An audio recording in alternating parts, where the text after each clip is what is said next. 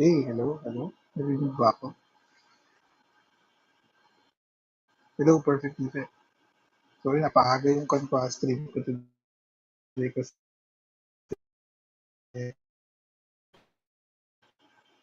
service pala today. So, thank for God. Kailangan din natin bigyan mo dyan. And welcome to the Spaghetti podcast. This is the Chris, the Spaghetti, your host. So, discuss ko na lang tonight yung topic natin sana tonight. Pagayin ko na lang kung ano yung topic natin. Hello, Gossip Central. Hello, hello, hello. Okay. So, pagahin na lang natin yung topic tonight kasi para mas maaga tayo matapos. No? Okay, start tayo. So, yun nga, yung title ng video na to is Allergies, all about allergies. Okay, medyo vague kasi ang allergies sa atin, no? So, kailangan alamin natin kung ano ba allergy ang pinag-uusapan natin. Actually, yung correct term is atopy, no? Atopy. Okay naman yung boses ko. I think, loud and clear naman. So, what is allergies and what are the types of diseases that is related to allergens or atopy, no? So, magkakaiba yung terms na ginagamit ko, no? Allergens, allergy, atopy. So, start to define muna yung terms. Okay. Allergens are yung mga antigens or foreign substances na pwedeng mag-trigger ng hypersensitivity reaction sa katawan natin. Those are your allergens. They cause your allergies. The allergies yun yung mga conditions that would uh, present yung hypersensitivity reaction sa katawan natin. Usually, may types of hypersensitivity reaction. Type 1, allergic hypersensitivity reaction. Type 2, cytotoxic. That is more on antibodies na direct antibody reactions. So IgM, IgG, medyo malalim na yan. Tapos type 3 and type 4, no?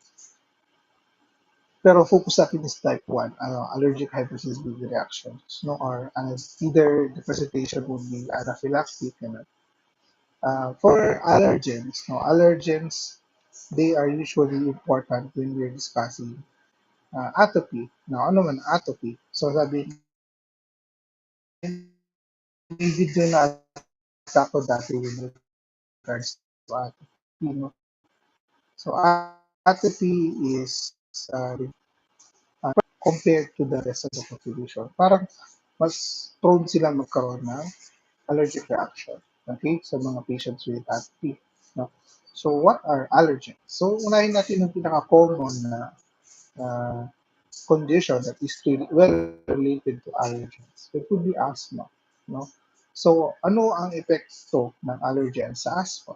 So, this is an article published under the American Academy of Family Physicians. So it states here, so allergen exposure is a significant trigger for exacerbation of patients with asthma. Okay? So usually yung mga triggers na to, they are usually found in the environment. So marami ka makikita niyan. Let's say sa mga naglilinis sa bahay, mga dust mites, okay? Mga balbo ng pusa, aso, that they can be sources of your allergens. And they can usually exacerbate your asthma. We call it exacerbation. Okay? So, kapag ganun yung nangyayari, may presentations of severe allergic reactions, particularly difficulty of breathing, inflammation ng airways, secretions ng upper airways, okay, to the extent na pwede rin mag-cause ng edema sa other areas like yung periorbital edema, okay, and even edema of the face that could also occur, no? So for allergies, it's important for us to identify kung saan ka ba dapat allergic. So there are pinupush namin or recommendations ng Bible and na push. Pinupush namin to help people identify their allergen. So, paano natin nalalaman? So, we recommend Patients should undergo allergy testing for aeroallergens, including the perennial indoor allergens. So ano ba itong mga perennial indoor allergens na ito? Yung mga common na na-encounter natin from day to day, no? So that includes insects, okay? Kahit nga yung component ng exoskeleton ng ipis, ginagamit natin yun as testing kasi baka kasi prone ka sa reaction sa mga ganong substances. Pwede rin dust mites, pwede rin yung nga, balbon ng pusa, pollen from the grass, pwede yun, no? Medication can also be a trigger. Okay? Even food, kung ano yung pagkain na hinahanda, pwede maging cause ng or trigger ng allergen. So intensive indoor control program is recommended for patients with allergy-mediated asthma.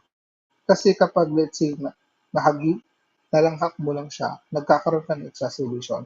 Okay? Yun ang tendency na pwede mag-cause ka ng uh, severe exacerbation that could block your airways. Yun ang ayaw natin mangyari. No? So, it's important for us to identify your allergens. And take note guys, kung alam nyo kung ano yung allergen nyo, iwasan nyo. Okay, iwasan nyo. Hindi yung lalapitan nyo palalo. Okay, kung allergic kayo sa seafood, ito mas magandang iwasan yung seafood. So, measures to avoid indoor allergens.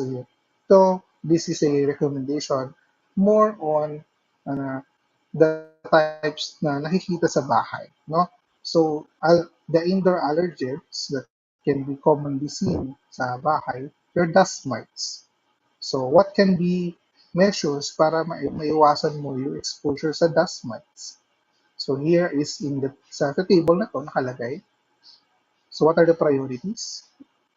Yung mga punan nyo, they should be, okay, encased in a allergen-proof cover. So, medyo specific siya. And then, uh, allow them to be changed regularly. Okay, palitan. Wash your linens with hot water. In case box springs or vinyl or plastic most of the time, reduce clutter sa bedroom. So, iwasan yung mag-stock or mag-pile up ng mga gamit na kung ano-ano that is not related in the bedroom, no? Sa kwarto mo. Baka mamaya, yun, kung magpapasok ka ng gamit, magpapasok ka ng pagkain, that is na yung pala meron kang allergen doon, it might lead to exacerbations in the future. Okay, may mga messages tayo dito. Tok, tanong ko lang, si Bossy. Dok, tanong ko lang, kung na to dati sa'yo, pero napahapyawan lang. Bakit dati wala naman akong allergy sa watermelon, pero one day nagkaroon ako ng allergy naman na ako. So, pwedeng, kung magkaroon ka ng, let's say, allergy sa isang pagkain, how about, there could be, tinatawag natin, sensitization. So, una, na-expose ka sa substance na yon. It could be, let's say, for example, nga, yung watermelon. If you were exposed to that substance in the first exposure mo sa watermelon, wala kang reaction. And then the next time na na-expose ka ulit doon is na-recognize ng katawan mo na this substance that is found in the watermelon can be reactive, okay, to your body. Yung second exposure mo sa watermelon would lead to an allergic reaction. Okay? That is something, there is something with regards to any antibody production against, let's say, for example, nga, watermelon or any substance related sa watermelon. We cannot tell, very rare kasi yan eh, hindi ko siya sure kung ano yung possible component ng fruit na yun na pwedeng mag-cause ng reaction. Pero that could be the principle behind that sensitization, na-sensitize ka. And nung nagkaroon ka ng exposure ulit, well, possibly na magkaroon ng reaction ulit. So if you have any exposure to a substance like yun nga, watermelon, try to avoid. Yun nga, possible na it would be a gene that was activated in your body na noted na may allergies ka talaga doon in the first place. And once na-recognize ng katawan mo, magre-react ka na hanggang sa makikita mo, hanggang sa ano to, pagtanda mo. Now, meron naman tayo yung term na desensitization. Pag pinaulit-ulit mo naman. Pero that could be, well, very complex. Okay, then you need guidance from a allergologist to desensitize yourself. No? Okay, see, perfect. Okay, perfect. Sabi, di ka meron kung ano like fertilizer. Actually, meron ka din. Even if hindi siya masyadong nalinisan, or you pick it freshly from garden, gano'n, pwede rin yun. Um, let's say yung fertilizer would have been uh, a trigger kasi it could still be an allergen kung hindi na-wash na properly. Pero I think kung na-wash naman siya properly, the allergen from a fertilizer can be disliked. No? Sige. Good questions, good questions. So, ano pa pwedeng way natin para ma-avoid natin ang allergens? So, place toys, freezer overnight, or hot wash regularly, and hang comforters or beddings outside the sun or freezing weather. Okay? That will mga, so remember, dust mites are insects. Para lang dust sa bedding sa lino. Kasi pwede talaga, prone sila to cause allergy in bed. Okay? Uh, ano pa? Reduce indoor humidity. That is for your molds. Siniwasan natin magkaroon ng molds sa bahay. Kasi the more the molds are present at home, the more na pwede ka mag-trigger ng allergens. Okay? Other allergens, yung kung may mga pets kayo, syempre, keep them away inside the house. Baka kasi kung meron kang pets, okay, mabalahibo sila, it would trigger your reaction. Kaya ako, pasaway ako kasi yung pusa ko nasa loob ng bahay. Pero litis ko lang. Pero kung sa inyo, kung hindi nyo kaya yung reaction from the fur of your fur bodies, better to bring them outside. No? Use integrated pest management for cockroach. Yan. Common kasi to. Kaya isa sa mga tinetest is allergy to cockroach. No? Kasi dumadaan kung saan-saan. And it might lead to allergy. Wash moldy surfaces with bleach solution. So yung mold, yan sabi mo, yung mold can be a source of allergen. Stop smoking. Smoking, the, the smoke itself can trigger your allergic reaction. It might lead to chronic coughing. Later on, it might lead to further problems or complications. That's why in all cases sa clinic, we always ask our patient na, are you a smoker? Okay. Was there a time that you were asked by your family members to quit smoking? Okay. Are you annoyed whenever we're talking about smoking? Do you feel guilty? Okay. Whenever you're asked to quit smoking, have you realized the complications of being a smoker? So, yun mga questions na yun, typically, that's what you call your cage questions. Questions that would check the perception of the patient if he or she is willing to smoke or has trouble in quitting smoking. No, marami kasing side effects ng smoke, so that's why we want to advocate quitting of smoke. Okay, even my friends, alam naman nila ang sinasabi ko, yung time na time, minsan-minsan talaga, nasisingit ko lang. Pero it's their decision pa rin naman.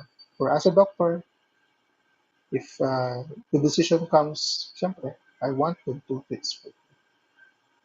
Actually, locally produced naman ang watermelon na binibili namin dito. Kasi kapag season niya, ng sa mga farmers kan, oh yun, that can be, okay, yun nga, possible na, it could be a source, yung, ano ba, yung pest, fertilizer. Pwede. Fertilizer, pesticide.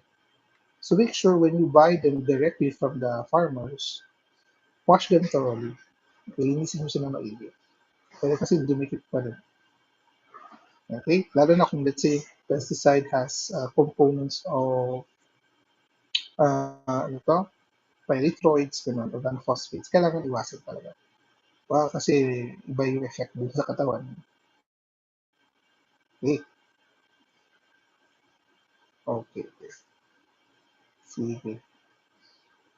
Now, let's try other types of allergens. Kasi allergy lang to eh. That is more on allergens on asthma. No? Kung ano ba yung nag-trigger sa mga cases na may asthma. How about another disease? Ito ko, familiar tayo dito. So, allergic rhinitis. So, sa allergic rhinitis naman,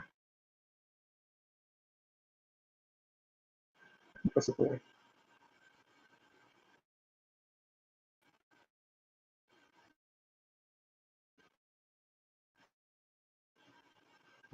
Kasi sa treatment, kailangan mag-face-to-face eh.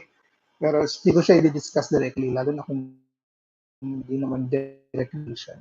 It's best for face-to-face. Pero allergies, same din, immunology related, and can be caused by indoor outdoor allergens. Okay, it includes also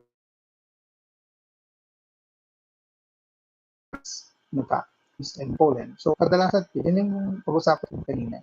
So symptoms is rhinorrhea, frequent sneezing, nasal congestion or baradong ilong, or obstruction, and pruritus. Pruritus meaning pangati ng ilong, laging ginaganon, no? Laging ginaganon yung ilong. Okay? So usually yung presentation nila dyan, kapag may allergic rhinitis, we have what we call your Denny Morgan eyes. Okay? Meron silang line dito. That is usually seen in patients with allergic rhinitis. Tapos, treatment. Usually, the treatment naman, that depends on the status of the patient, no? So, sa status and symptoms, sa bagay, no? So, symptoms of allergic rhinitis, you usually classified on the temporal pattern. So, kapag sinabing temporal pattern, meron siyang pinipiling araw, panahon, okay, time, okay, timing. So usually it can either be seasonal, meaning winter, spring, autumn, fall. Dito rin sa Pilipinas, tag-init, tag-araw. Perennial, so that is the entire year. Episodic, meaning that is either sporadic. So from time to time, nakakaroon ka ng attacks. Diba? So it can also be related to ano to, certain events like madalas ang El Nino, La Nina. So at least that would be also seasonal. Okay? So symptoms also can be vary regarding to frequency, gaano siya kadalas na inaatake. It could either be intermittent or persistent. So intermittent meaning pasumpong-sumpong, persistent meaning more than 4 days in a week.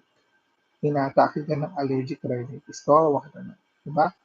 4 days per week or more than 4 weeks in a year. So that is considered persistent. Okay? Severity can be divided to mild or severe. So that is usually uh, symptom wise. Kapag mild lang siya, it cannot totally affect your quality of life. Nakakapagtrabaho pa. Ako bilang doktor, nakakapag-consulta pa ako sa mga pasyente. Ano to? Nakakapaglaro pa ako, no? Nakakapag-PS5 pa ako, ganun. No? Kapag severe naman, sobrang baldado ka na, no? Hindi ka na makatrabaho. Nakaupo ka na lang, nakatingin ka na lang sa taas, nakahiga, ganun, di ba?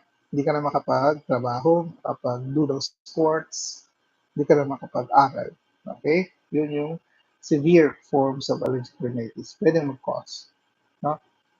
Yeah. Ano sabi dito sa chat? Okay. Yan, here comes spring, sabi ni Kwan Fawcett. Here comes spring na naman. So, pollens naman, ako allergy. So, So, putik na buhay. Okay, well, kapag ganyan, well, at least meron yung mask tool ginagamit mo. Prosit, no? Lagay mo lang. Bale, pag naman, ninja ka naman daw. Ninja turtle. So, okay, ninja turtle. Pero cool na ninja turtle yan. Okay, ano pa? So, how do we prevent occurrence of allergic rhinitis? So, patients with ER should avoid exposure to the allergens mismo. So, yun na lang. Yun talaga exposure. Iwasan talaga exposure natin. And yun nga, pagbalik natin, cigarette smoking pa rin.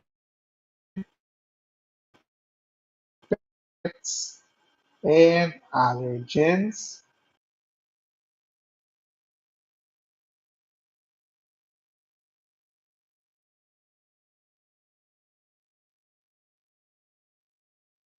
Best to avoid things. Kung allergy ka sa pusa, so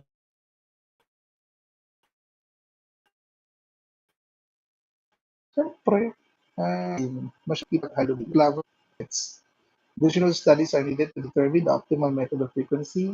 Well, ito pala, with regards to initial irrigation. Kasi di ba, siyempre, obstructed yan eh. Usually, ang mga medications natin, intranasal spray. Yung spray namin yan. So, pag spray kami ng gamot, it would relieve the obstruction, luluwag yung paghinga. At the same time, mayroon mga situations, so gagamit kami ng saline wash. Now, the frequency, hindi pa siya fully, okay, uh, fully studied kung gaano kadalas ba ibibigay. Pero usually, binibigay namin yun every 4 hours. Yung saline wash okay. Meron din naman yung intranasal namin na decongestant. Dapat, in a specific days lang. Kasi, pag sinobrahan naman namin, it might lead to another condition. We call it your rhinitis medicamentosa. So, mas iba ng sakit na naman yun. It is prolonged use of intranasal decongestants. No? So, yun. Kung anong araw, kung ilang araw lang dapat, sundin yung naka-prescribe sa inyo. Okay? Well, the very gist of our prevention, well, prevention, avoid natin talaga yung triggers natin. Okay? Same din dun sa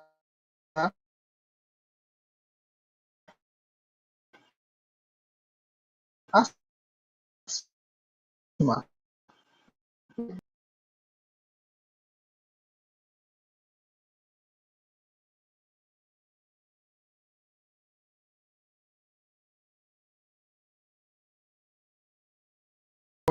6 months na, may amoy na. Yun, kailangan iwasan na natin. No? Okay. Ano pa? Ano natin, may iba pa tayong dadagdag. Meron pa tayo additional topic. Now, dun tayo sa skin asthma. Ay, naglag ba ako? Okay. Hindi naglalag ako, nalilita ko sa kan. Anyway, may lapit na akong matapos. Ay, tignan natin ito. Wait. Oh, hi Marie. What's up, what's up? Mel Cantos. Hello. Yeah. Ano po ang ito? Ano po ang first aid na pwede nyo prepare para sa allergies? Well, pinaka-safe, antihistamine. Okay? At least an antihistamine on your packet na second generation.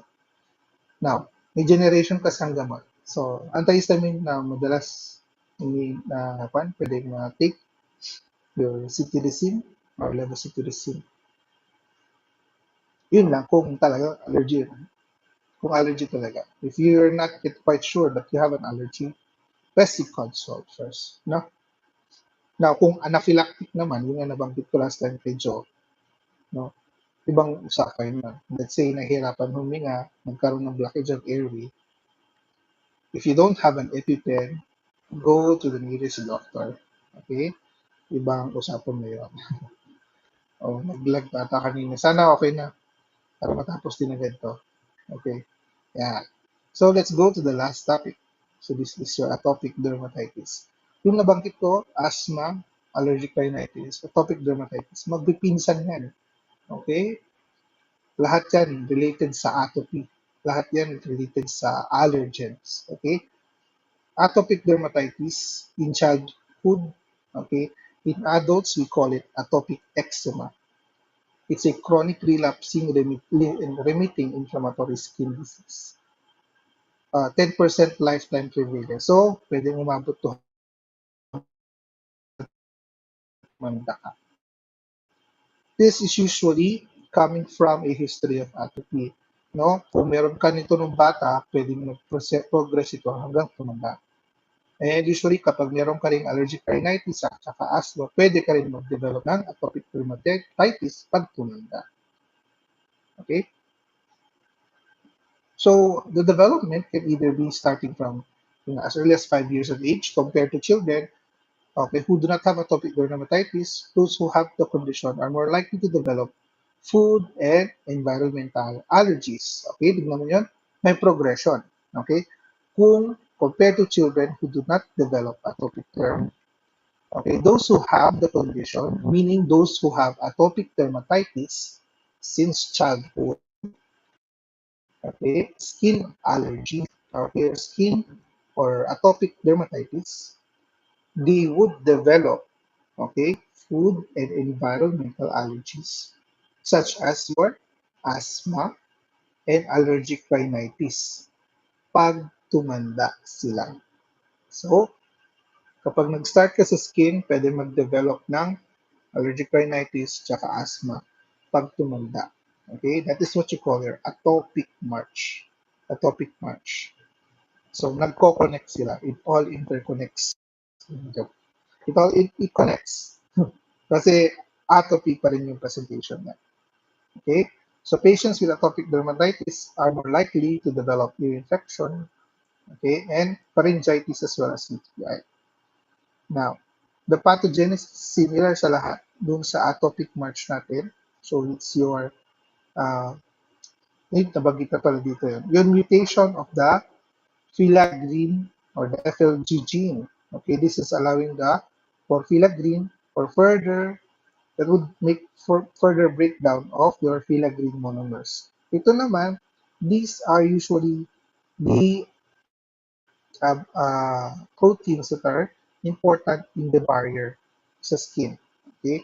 Kapag yung sa skin mo nagkaroon ng breakage dun sa ano to sa epidermal level, it is prone to entry point siya ng allergens from the environment.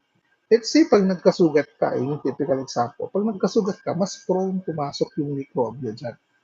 Okay, dito naman, it is related to a genetic defect from the FLG gene that would uh, create breakage, okay? Breaking down the filaggrin monomers or the structures in the epidermal barrier. So, sa skin mo, mag-weaken yan, mas prone siya sa allergies. Mas prone din siya sa bacteria. Okay? So, it would make it also more hyperacute, meaning mas madalas magkaroon ng allergy reaction. Okay? Mayan to. Yung nasa basa ko sa natural remedies for eczema is coconut milk, honey, and natural oils. Tapos iwas sa white bread, white sugar, pero ko ba yun? Sa point of view ng doctor. Okay. Sige. Okay, so dun sa part na yan, with regards to remedies, no, natural remedies, oil, naturally oil, it also, kumbaga, it helps dun sa ano to? Dun sa lipid layer ng skin. Because your cells are also made of lipid bilayer. So that depends if it would help in protecting. Okay, pero there are studies on coconut oil and even honey in wound healing. Okay, it would help in wound healing. Paggaling ng sugat. Okay? Now, if pag gumaling yung sugat, there is less chance of entry of allergens as well as yung bacteria. So, kapag yun ang ginagamit. Pero syempre, hindi yan gagaling basta-basta kung yun lang ginagamit. You should always clean the wound, clean the skin every day, use antiseptics as well, okay, and then avoid getting contact with allergens and dirty stuff, okay. Sa white bread, well, sa white bread, it depends. Kasi wala pa akong natinig tungkol sa white bread. Tignan ko nga yun. Maganda basahan yun. Well, white bread kasi, wala pa talaga ako naisip dun sa white bread na yun. So, yun lang. Sa honey, at saka dun sa coconut, it would help in the healing process of ongoing active eczema lesions. Okay, yung lesions ng eczema. Okay, yung skin lesions. Okay, good, good. Dagdag ko yan. Hi, Jo. Good evening. Ay, good afternoon pala. Ayun na, kumakain siya ng noodles. Okay. So, presentation ng eczemas, atopic dermatitis. Pruritus is the most common symptom. Actually, kapag dun sa criteria natin for diagnosing atopic dermatitis, siya yung priority. So, here are some pictures of your atopic dermatitis. So, cheeks, yan. Yan. Fit ng baby. Sa may folds, yan. Yan. Ito sa matanda. Kakakamot niya, nangapal na. So then, yeah, this is what you call your nummular eczema sa flexural area. Parang, pag napansin niyo yung mga linya-linya dito, those are scratch areas. Okay, secondary skin lesions. We call it excoriations. Kakakamot, no? Yung scratch marks doon. Typically, nagkakaroon na ng pangangapal ng balat kasi kakakamot ng isang tao. Ito sa baby, mga ngati. Okay. So, yung criteria namin for atopic derm, usually ito. Yan. So, ba? Yan. So, yung pruritus o yung pangangati, number one, it must be present. Okay? For the eczema, yung mga lesions na yun, active lesions, can also be present. Okay? So, either of the following, eczema, pruritus, or kung paulit-ulit pruritus pa lang, meron na, that is an important criteria. Okay, essential feature. Next, an important criteria or important feature for the support of the diagnosis is pruritus plus a family history of allergy or atopy. Okay, early onset, kagaya ng mga pag-start sa baby, IgE reactivity, okay, and cirrhosis. Okay, ito cirrhosis spelling niya Xero. So ano to yung sa liver? Cirrhosis yan. Cirrhosis. Liver yun, cirrhosis. Ito, cirrhosis, meaning skin dryness. Okay? Pag dry lagi yung skin mo. Kasi kapag dry lagi yung skin, prone to breakage ng barrier. Pag prone to breakage ng barrier, mas prone ang allergens na pumasok. Mas prone ang allergens na pumasok, mas hypersensitive ang skin. Gets? So, yun ay isang important feature. So, nangangati, pruritic, okay, plus cirrhosis, you could consider atopic dermatitis already. No? Meron kang eczema, yung red, hyperpigmented, patchy lesions, na Makati din, plus dryness, okay, plus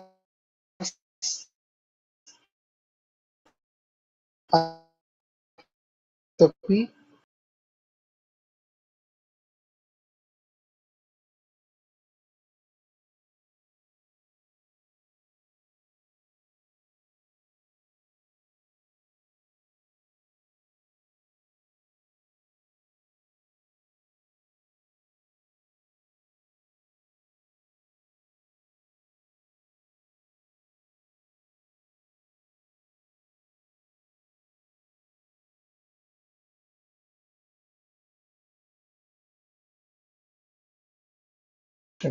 yeah, pruritus eczema. So, yung naglalak mo naman. Sorry, kasi ako,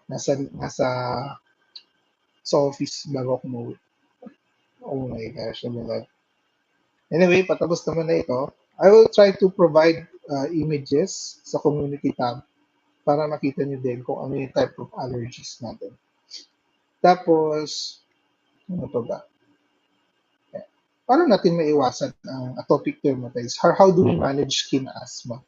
So sa management ng skin asthma, aside from the medication, no, we could use the following, no? Kapag talagang diagnosed ka, yung emollients, moisturizers, apply them to prevent dryness of the skin. That is very essential para hindi magkaroon ng dryness. Again, balikan ko, pag may dryness, prone to breakage ng barrier ng epidermis. Pag may breakage, prone pumasok doon ang allergens.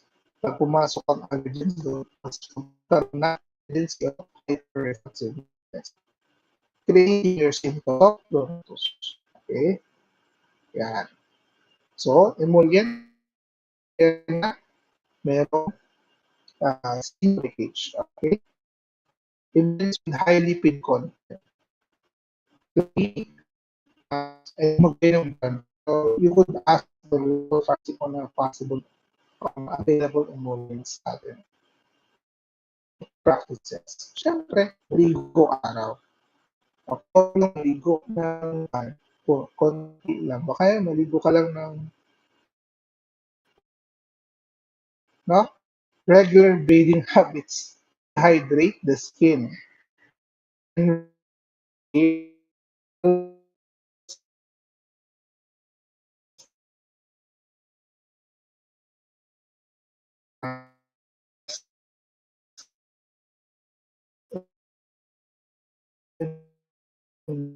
na